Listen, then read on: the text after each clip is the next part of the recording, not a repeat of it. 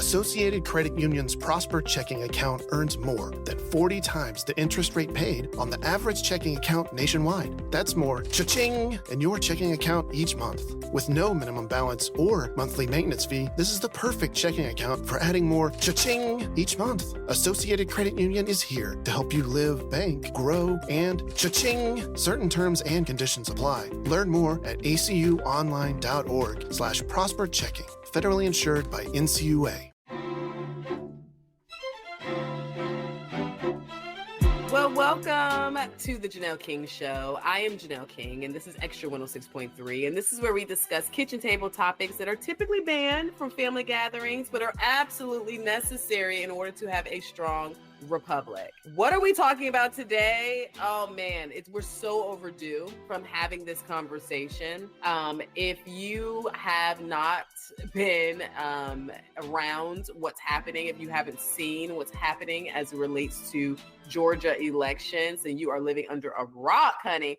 And so, but I haven't spoken in depth. I've spoken to county, parties. I've spoken to the media. I've spoken at our board meetings, but I just haven't really started talking about things in depth. And oftentimes what you're going to hear is snippets of responses, snippets of understanding, snippets of what's thought to be happening, a lot of editing. And so when you're in that type of situation, I'm noticing that it's leading to a misleading of the public. I think there are a lot of people that are really confused about what's really going on as it relates to Georgia elections. So we are going to talk about it all right here. So grab your tea, get comfortable. As you can see, for those of you who are watching me on YouTube, I am on my sofa. I am comfortable because we're going to talk. And I'm excited about having this conversation, particularly with you all, because I believe that the more we empower we the people, the more we empower voters, I just think the better off we're all going to be, because we live in a representative republic. We do not live in a democracy. And I think when you start confusing a democracy with a representative republic, certain things start to look a little bizarre. People get confused. People feel like they have more of a voice than they do. And in fact, our forefathers didn't want that to be the case. He didn't want mob rule. They didn't want majority rule. What they wanted was for the people to decide who will make the best representative, who would be the best representative to go and speak on behalf of the people, not on behalf of the majority, but on behalf of all the people. And this is perfect, because if it was a majority rule situation, using Georgia as an example, then our larger counties would have way more control and power than our smaller county, our larger congressional districts, our more populous areas. So ensuring that we maintain that we are a representative republic is step one when understanding how we're going to manage elections. So in order to kickstart this conversation, we got to do some foundational things. We've got to talk about, how did we get here? Where did this come from? Was President Trump the first candidate to complain about his election results? This is where we have to start, because if we don't, then we're going to find ourselves in a situation where we are really confused about what's happening. And I think this plays a major role in why there are so many people that are confused about what's happening. So how did we get here? So for those of you who are way too young to remember the hanging Chad, we'll talk about that in a second. For most of us, we will say that this election process, or this discussion around election integrity, started somewhere around 2016, where we saw Hillary Clinton state that she felt as though the election was rigged and that the election was stolen. And she made the first set of claims against the election process that I can remember, and I would venture to say many people who are watching or listening can remember. Now, like I said, there are those who remember the hanging Chad, but that took place in Florida. So for the sake of time, I'm going to stay focused on Georgia. So we're not going to go that far back.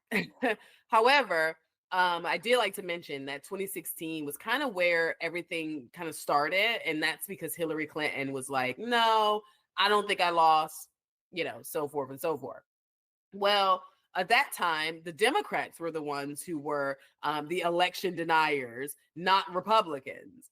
And then you fast forward to 2018 and here in Georgia, and we saw that Stacey Abrams, who ran for governor in 2018, made some claims as well. She also refused to concede on election night, because she had concerns about the outcome and the results of the election.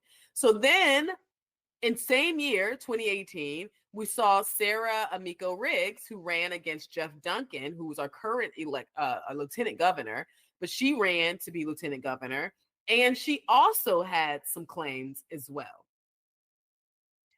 Then you fast forward to 2020. And in 2020, that's when this became a lot. I think I would say that's when the lid came off, because now we didn't have a presidential candidate like in 2016 who was a Democrat and was able to kind of be sheltered through all of the attacks and all of that stuff.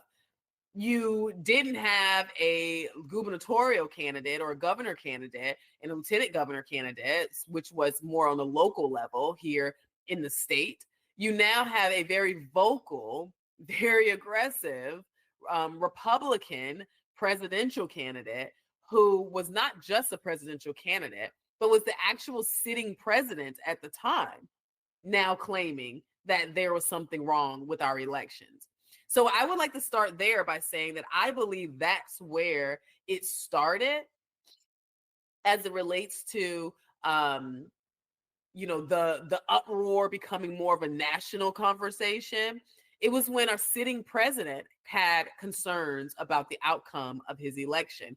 And when you're talking about vacating the White House, yeah, there was a lot of questions around what's happening, what's going on, and whether or not the process of our election process is working. So moving on, the next topic that I want to touch on before we go into the specifics of the rules that were recently passed here in Georgia is, are rules necessary? What is our board necessary? Well, absolutely. I like to try to explain it like this. Our Secretary of State's office is that he represents our elections altogether. The Secretary of State is the chief election officer. So that means that he is responsible for making sure our elections are ran and that they go off without any issues and that everyone can trust the results.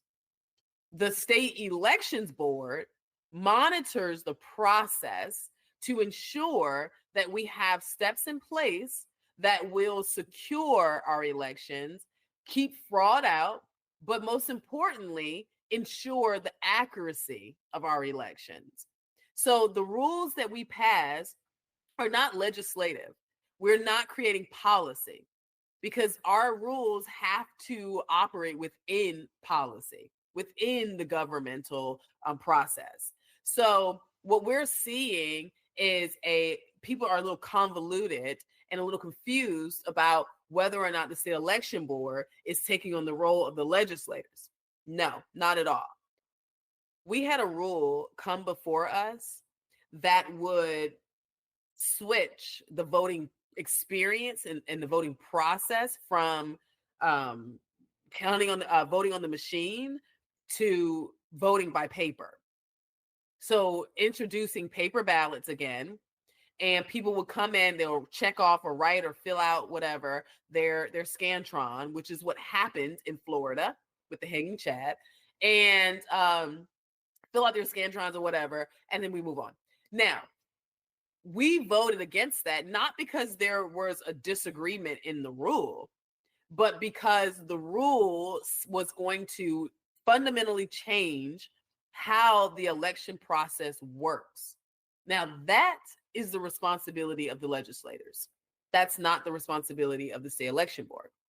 So therefore, we absolutely made a decision not to support that because we did not want to overstep our boundaries. So understanding the role of the election board, the state election board, is extremely important when you are considering whether or not you are supportive or in opposition of the rules that are being passed. Our job is to make sure that the process, the election process, is that there are rules in place to ensure that the election process is being followed, the process that is set by the legislators. Okay. That being said, let's talk about why you know what this board is. Because the state election board has been around for a very, very long time. It wasn't until after the 2020 elections in 2021 that when the legislative session started and our representatives decided that they wanted to separate the state election board from the Secretary of State. So prior to the board being independent on its own, the board was pretty much ran by the Secretary of State. So that would mean that the Secretary of State was the chairman of our board, and he had a lot of power over the board. And there were people who felt like that was the kind of like the fox guarding the hen house, right? How is it that the person who is ensuring that rules are followed in the election process is also the person who's responsible for running the election process? So a lot of people felt like that was a little confusing. So they decided to separate. Now, there's two bills that you have to pay attention to. One is the one you've probably heard a lot about, and that's SB 202. I always hate to interrupt a great discussion. However, we got to pay the bills. So we're going to take a quick break, get some commercials in, and we'll be right back. Stay tuned. You're listening to The Janelle King Show right here on Extra 106.3.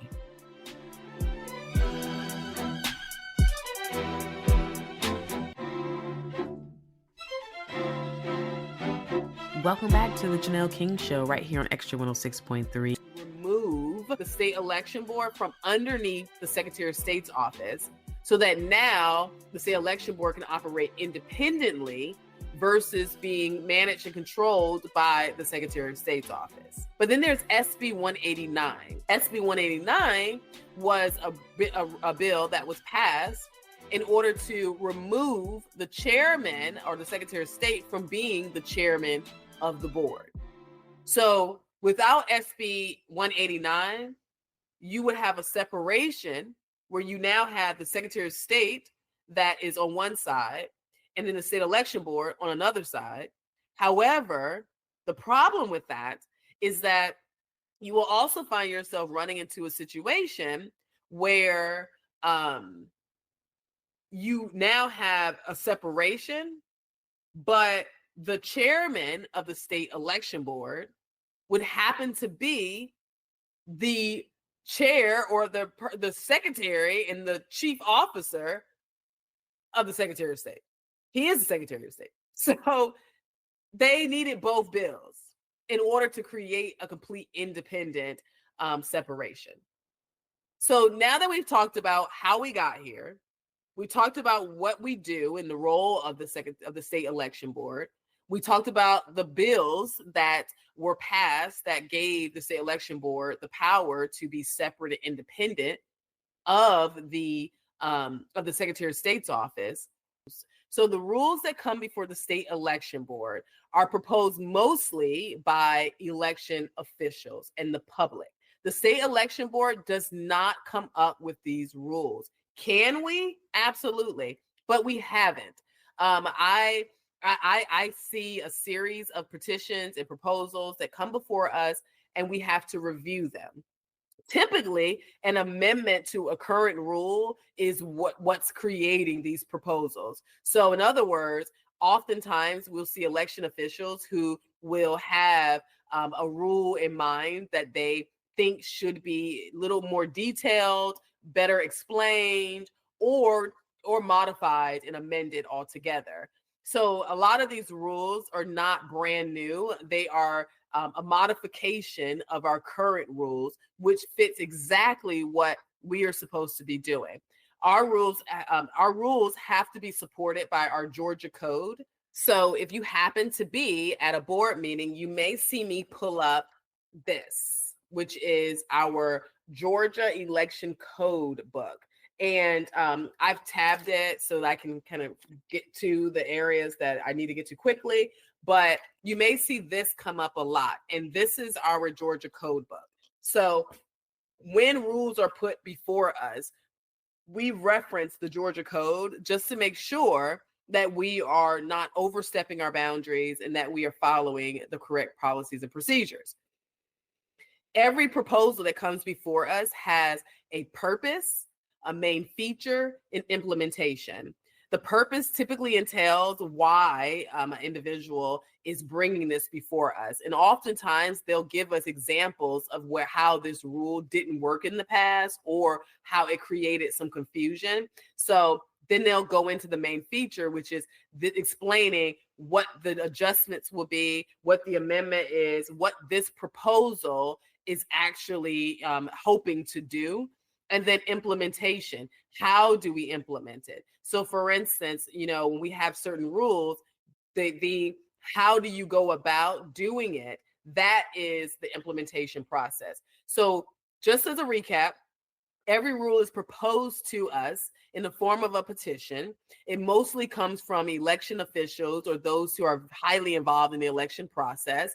They typically are amendments or type of adjustments to the current rules that are on the books in order to make it a better rule or make it more understandable or just more secure.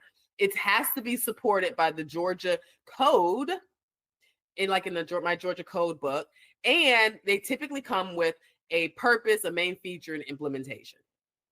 Now, what is my thought process? By the time I get these rules, I go through a very in-depth thought process. It takes me a couple of days to review everything and to really make sure that I fully understand. So I love that we typically get our agenda about a week in advance so that we have time to do our necessary research. So the first thing I think about is this necessary?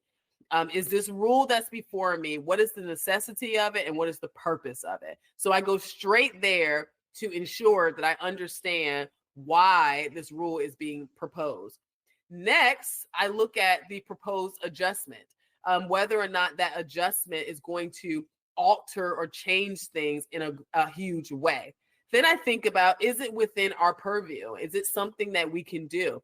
Is this rule now legislating rather than us just kind of making these adjustments and making sure that we are following our Georgia code and making sure that we're not legislating? So I always think about that. Then I think about, who will it impact? Will it change the experience of the voter? And do we have enough time to make that type of adjustment? Well, ultimately, the changing to the experience of the voter, there are no rules that we've passed that would change the experience of the voter at all. Those who will be impacted will be those who are working elections in the election process. So at that stage, I realize, okay, I can move forward. Then I think about, what is the return? Is the return greater or at least worth the effort?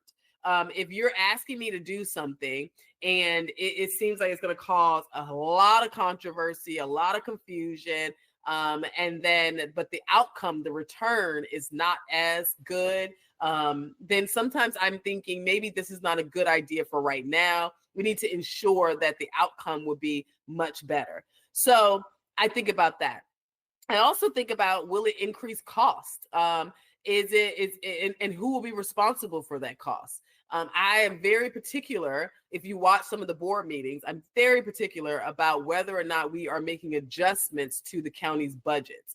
As a businesswoman, and my husband and I own a business, we understand the responsibility that lies on you as an owner and on you who is responsible for a budget to ensure that you have that budget in place ahead of time.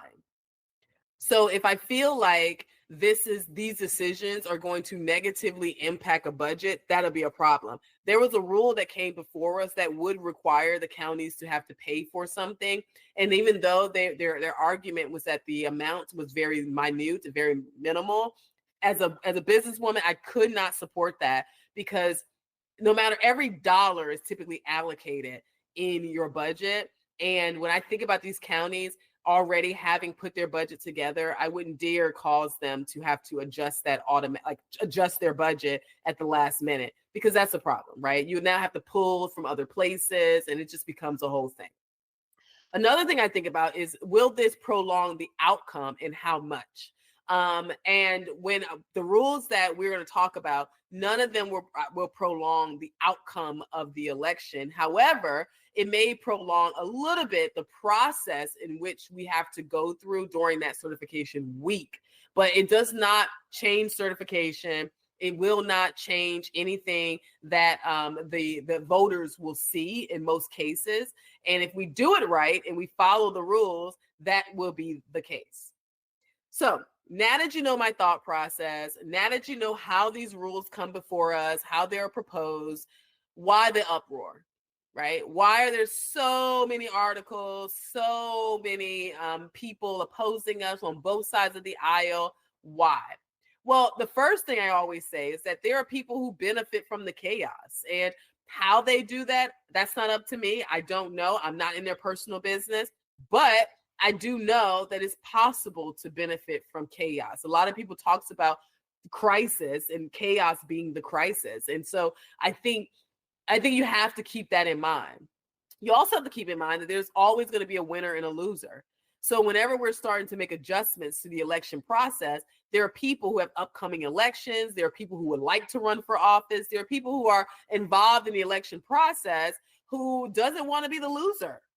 And so there's a nervousness that if we secure it too much, or if we do this, that it will somehow impact the outcome of their race, and then they become protective. So I know that happens.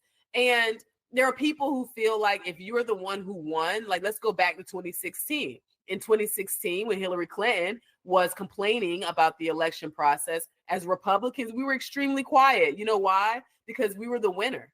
And if it's not broke, don't fix it, right? So there wasn't an uprising of Republicans in 2016 because we won. But with losers, they always want to make all the changes. We have a current board member right now who's a Democrat who argued against getting rid of the Dominion machine and came before this very board prior to becoming a board member. So you have to ask yourself, what side of the aisle, and I don't mean Republican or Democrat, but whether you're the winner or the loser when it comes to the chaos. So that's always something to keep in mind. Another reason why I think there's a huge uprising and uproar is because there's a lack of understanding of the rules, which is why I'm going to go in depth on the two rules that are getting the most attention, because a lack of understanding will cause you to perish. It will cause you to be completely behind. It will cause you to be saying things on social media that doesn't make any sense. The number of comments that I get and I read that comes from people who are being really mean and nasty, but I can't even take it personally, because all I can see is the lack of understanding that's in those comments. So I don't see the personal attacks. I do see the misleading of the public when we're not giving them the full story. And that's what makes me a little upset. And the most obvious reason why I think there's an uproar happening right now is because this is an election year, because it's a presidential election year. And I happen to believe that the state election board, we're just a casualty of war, right? I mean, a lot of the people who are opposing us are more liberal outlets. There are Republicans, obviously, but in most cases, it feels like it's a lot of a much more of a liberal attack on us, because there's an assumption that the Republican board members are working and colluding with the president and all this stuff that it's just so bizarre and weird to me. But needless to say, it's what they believe.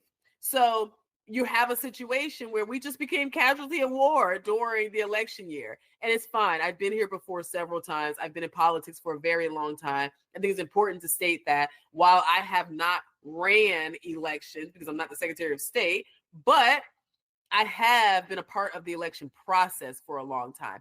I have helped candidates get across that finish line several times, from interning, door knocking, to assisting with strategy. So I know enough about the election process to know that it has to be ran correctly and that it needs to be accurate in order for people to trust it. So let's get into the election rules really quickly so that we can manage our time properly. The first election rule that has gotten so much heat, that was the very first one that everyone was so up in arms about, and unfortunately, it is still being talked about like right now, and that is the reasonable inquiry rule. It's 183-1-1-.01. If you want the code, I guess you can say what the code is going to be. But I call it the reasonable inquiry rule. And the purpose of this rule, and I'm going to read it directly from the proposal. The purpose of this rule is to allow county superintendents and board members to exercise their authority to oversee the conduct of elections. Now, let's be clear. The county board members are supposed to be responsible for overseeing the conduct of our elections, not the outcome, but overseeing the process to make sure that our elections are being ran effectively. And their role is to do that on a county level. Every county has precincts. So when you go into the polling booth and you walk in there to go vote, you're walking into a precinct. You're not walking into the county board election office, just a precinct, a polling place.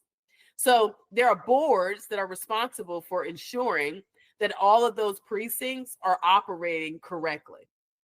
Now, the main feature of this particular reasonable inquiry rule is that it was to allow the superintendents and the board members. Why do we have two? Because in smaller counties where there's not a lot of people, sometimes they'll have superintendents rather than having a full board. But whether you're the superintendent or you're part of the county board, the main feature of this rule was to allow you to conduct a reasonable inquiry during the certification period. Georgia Code 21-2-70 says that they are to inspect systematically and thoroughly. That is what the Georgia Code says that county board members have the responsibility of doing when it comes to certifying an election. So this rule is literally aiding our county board members and superintendents in order to allow them to conduct their very basic responsibility in that role. So the next question I get oftentimes when it comes to this particular rule is, what do we mean by reasonable? Like, what is reasonable? Well, the definition of reasonable is as much as is appropriate or fair, moderate. That's what's considered to be reasonable. So the role of our officials is to ensure that the election process goes well. The comparison of the number of voters to the number of ballots assists with that. The goal is not to dispute the outcomes, it's to look for discrepancies or to ensure that there aren't any discrepancies. It says that the whole purpose of this rule is to ensure that our county officials feel confident signing their legal affidavits. Let's talk about that. When it's time to certify, they have a certification form. And on that certification form, it says that the election that they just oversaw was accurate, perfect, and free of fraud. So you're not just certifying results, you're also certifying that your county did not do anything wrong when it comes to the election process.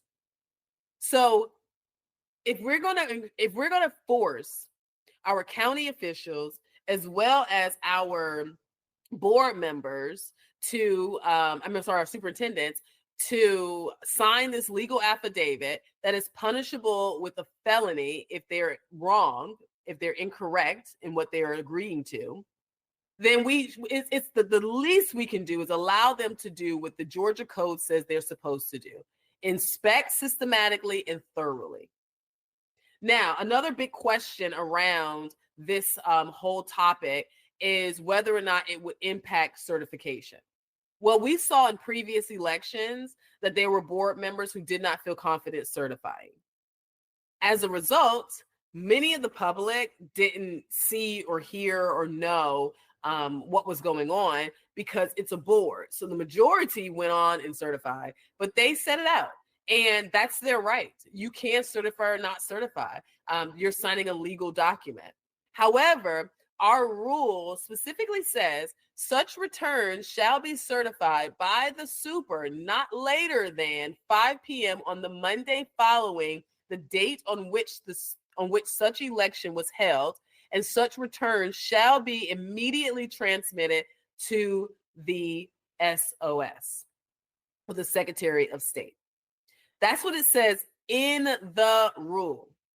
So you have to ask yourself, why was there such a huge conversation around whether or not we would impact certification when the rule itself states that this reasonable inquiry must take place during the certification period, meaning you can't uphold the certification process. Moving on, the next rule is our head count rule, which is the most recent rule that we passed, which is also called our tabulating of results rule. This is 183-1-12-.12. The purpose of this rule is to reconcile tabulator tape ballot counts with scanner ballot counts to ensure that the voting system is correctly counting ballots and detect potential errors. Well, there's a situation going on, I believe it's in Tennessee, where they are right now struggling because their machine, their scanner, miscounted or didn't count, and it was just some other stuff, right? So the main feature, the main purpose of this rule is to ensure that the number of people who walk into the precinct, the polling place, matches the number of ballots that they have in the scanner. Just that simple. Let me give you an example of how those numbers can be off. There was a gentleman who walked into a polling place and he checked in at the poll pad. So that meant that he checked in as a voter. I voted today. He goes, he gets his card, he puts it in the machine, he votes, he gets his printout. So now he has his paper ballot. It's not until you put into the scanner that it's actually counted. However, his presence was counted, but his ballot is in his hand. So what happens? He wants to take a picture of his ballot because he's a little unsure of the election process. He's told you cannot do that, which you cannot, do not do that. It's against the law. However, he gets upset and he walks out with his ballot. So now the number of ballots in that scanner is not going to match the number of voters who walked into that building. However, on a precinct level, you can explain why this is the case, even down to the actual voter. So this is necessary. Oh, here's another reason. I had several county election board members tell me that it was not uncommon for them to obtain a scanner for an upcoming election and to find ballots in that scanner from a previous election. Why is this a problem? Because what we saw in 2020 in previous elections was several audits, right? Where they were recounting the ballots. Well, if there is a case where you have to do a recount, what happens if your scanner is saying that there were 500 people who came and voted here, but then you have 499 ballots? What happens? What happens if that ballot is stuck in a scanner somewhere in a warehouse? I mean, it creates a lot of chaos and mistrust. And how do you explain that to the public? So by ensuring that we are not just pulling ballots out of the scanner and throwing it into a bag and shipping it off, but we're stacking them. They don't have to be in a certain order, but just stack them up and take your finger and count the tips of the paper just to make in groups of 50. I always hate to interrupt a great discussion. However, we got to pay the bills. So we're going to take a quick break, get some commercials in, and we'll be right back. Stay tuned. You're listening to The Janelle King Show right here on Extra 106.3.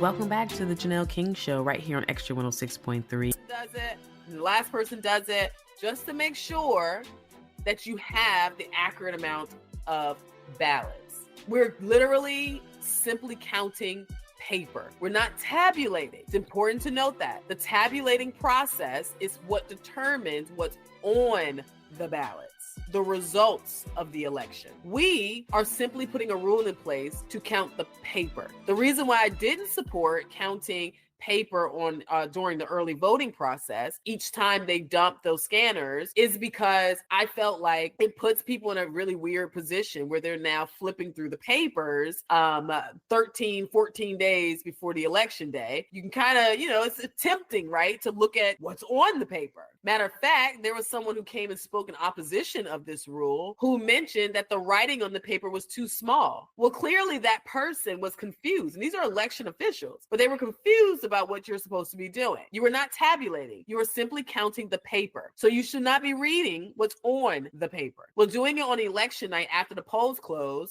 is a much safer, I would say, socially, it's better because you don't have to have people, talking to their family members and just really harmless, but not realizing that it could cause a lot of harm by sharing what you're seeing in your precinct. It's also important to note that this rule is election day only. It's election day only. So that would mean that we are simply counting ballots on election day. What we found when we looked at the number of ballots, we pulled a election year, a presidential year, and we looked at the number of people who came in and voted at that precinct on election day. On average, we were talking about 300 voters. At the most, we saw 1,400 or 1,700, but something like that, and 1,700. And then it dropped down to about 750 to 500, and then it kept going like 250 and so forth. So what we saw was for those who has a scanner that has more than 750 ballots, we consider the fact that the election workers have been there all day. So we decided to not have them count those by hand on election night, but give them the option of counting them on election night or counting them the very next day at the election office, as long as it's before an audit and is within the certification week. So ultimately, this rule was very simple. It's not going to cause major issues or backups and all that other stuff. But really, it is going to create a best practice, because what we found is that there are precincts that are already doing this.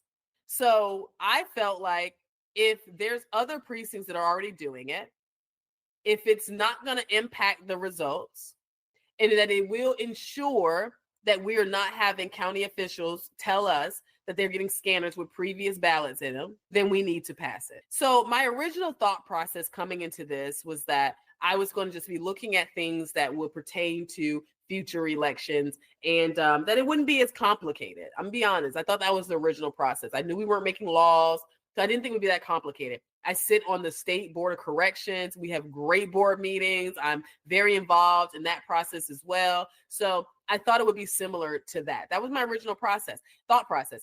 I've never considered myself to be election denier and all that craziness. I don't consider myself to be MAGA at all. I don't even know what that is. If I am MAGA, I'm Reagan MAGA. But either way, I'm a Republican. I've always considered myself to be a Republican. I don't pay attention to people as much as I pay attention to their platforms. So that's always been my thought process. I absolutely as someone that felt like we needed to move on. I understand that there are people who feel like the election in 2020 was stolen. I don't know if that was the case. I don't feel that. However, I do believe that the process was broken, and I think it has been broken for a long time. So we needed to adjust that and make sure that we make some minor tweaks in order to ensure our process is correct. But I'm not one of those people who think that, the election was stolen. I just not. And that being said, that was my original thought process. The game change that came on that helped, or the game changing moment, I should say, was our very first board meeting. When I came to the board and I had my first board meeting on July 9th of 2024, I was rushed into an executive session within the first 10 minutes of the board meeting starting.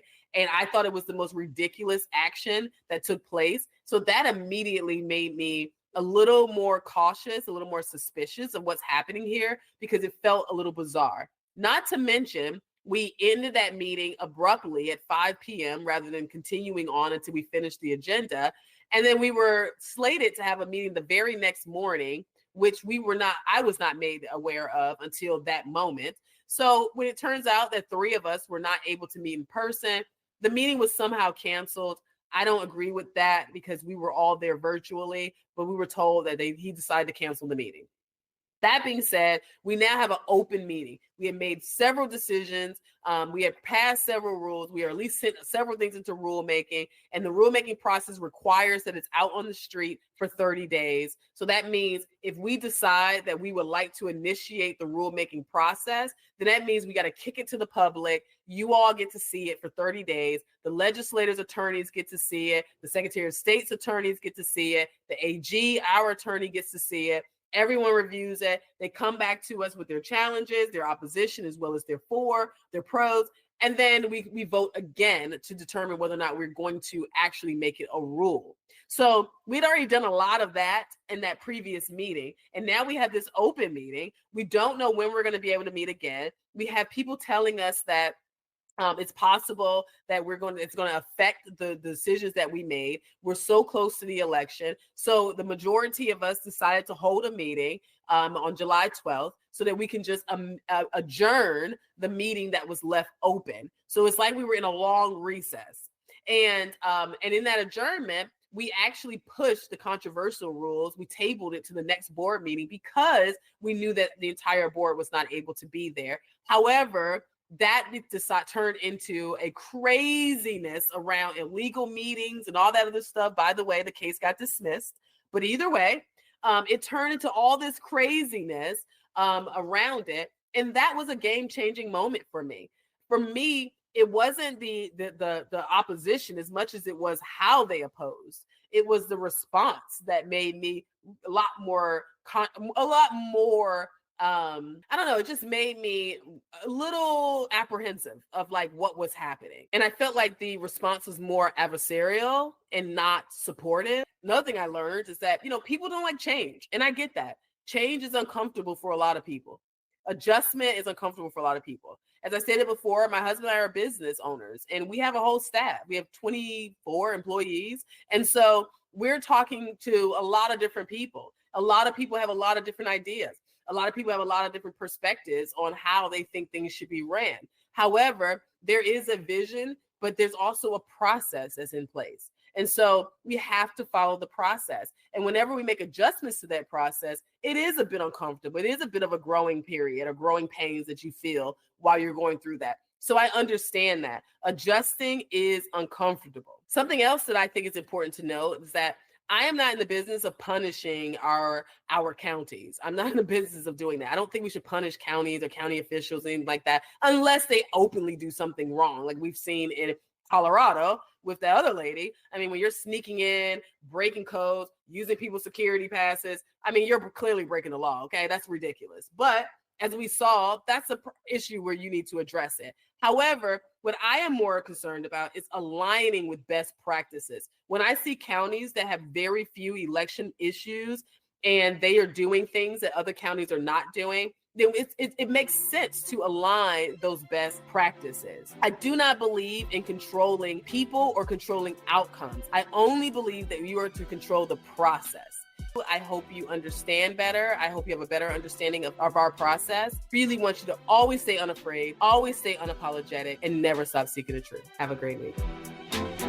Associated Credit Union's Prosper checking account earns more than 40 times the interest rate paid on the average checking account nationwide. That's more cha-ching in your checking account each month. With no minimum balance or monthly maintenance fee, this is the perfect checking account for adding more cha-ching each month. Associated Credit Union is here to help you live, bank, grow, and cha-ching. Certain terms and conditions apply. Learn more at acuonline.org/prosper checking. Federally insured by NCUA. In the aftermath of Hurricane Helene, families need our help. Jim Ellis Automotive is collecting essential supplies like canned goods, water, hygiene items, and more. Donations can be dropped off at any of our 21 dealerships by October the 11th. Learn more at jimellis.com/relief. So, Robert, I want to thank you for your time. I just don't think you're the right person for this position. I don't understand. Was it something I said? Well, we did a background check on you and found some things of concern. If you're in charge of hiring for your company, you know how helpful a background screening can be. That's why companies that use Horizon background screening make smarter hiring decisions. Don't let the wrong hire put your company at risk. Get the real story on your candidates at horizonscreening.com. horizonscreening.com.